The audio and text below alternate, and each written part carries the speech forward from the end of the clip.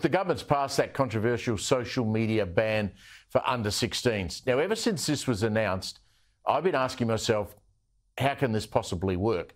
I mean, I'm not technically at all astute. I can't understand how it'll work. We're joined now by tech expert Tim Stackpool, the techno bloke. Tim, great to see you again. How's this actually going to... I mean, we get to the end of 2025.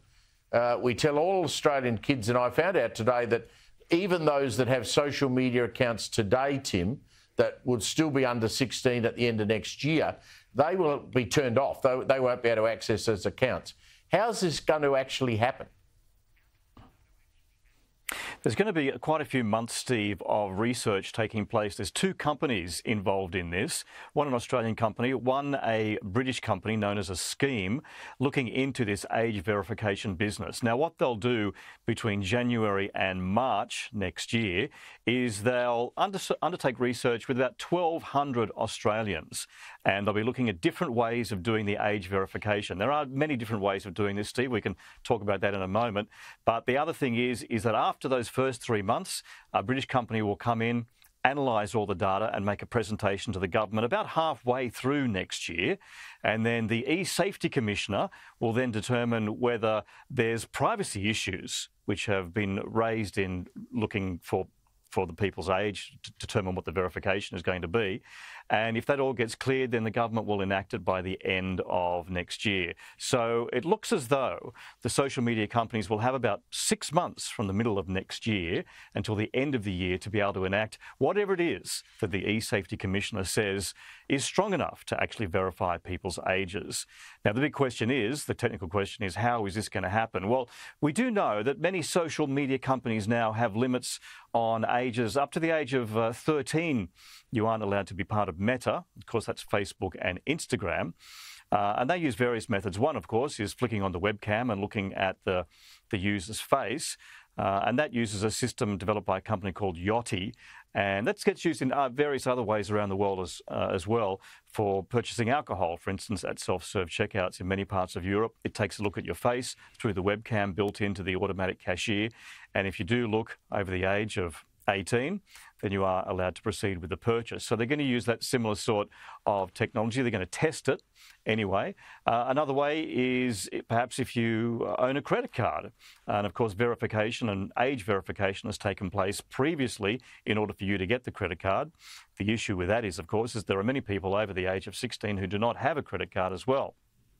Looking at email addresses is another way. What is the activity that's been undertaken by the user's email address? Has it been looking up things like Peppa Pig or Paw Patrol? That's probably a giveaway that the person is well under the age of 18. And of course, the other way is using government-issued IDs. Now, this is a controversial one, Steve, because we're giving information issued by the government to non-government organisations. Now, social media companies will not be asking for that information, but third-party operations who then tell the social media companies that you are over the age of 16, they will get that information, but they will be obliged to destroy that information once your age, or at least being over the age of 16, has been verified, Steve. So there's various methods, and it could well be that more than one method, Steve, has to be employed before the age verification goes through. Well, Musk says this is just a backdoor way of Australia limiting what can be published on X, Twitter, what usually was Twitter.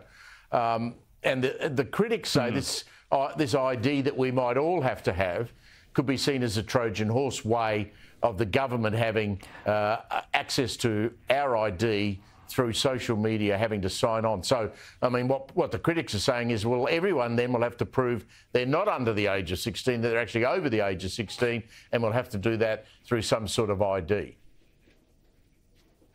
Yeah, that's true, Steve. And certainly, even the age that both of us are, will have to prove, perhaps, that we are over the age of 16 in this case. Look, if we've had a Facebook or an Instagram account for more than, or at least 17 years, it's pretty obvious then that we actually, meet the threshold. But of course, MyGov would be a purposeful way, an easy way, I guess, to verify somebody's age. Now that's not being considered. That's off the table. So it's going to be a third-party organisation that we may have to upload our driver's licence to, or our passport front page to, Steve, the initial pages of a passport, in order to verify those details. But companies, the social media companies, will not receive that information. All they will get is the tick of approval from the organisation that has received our data.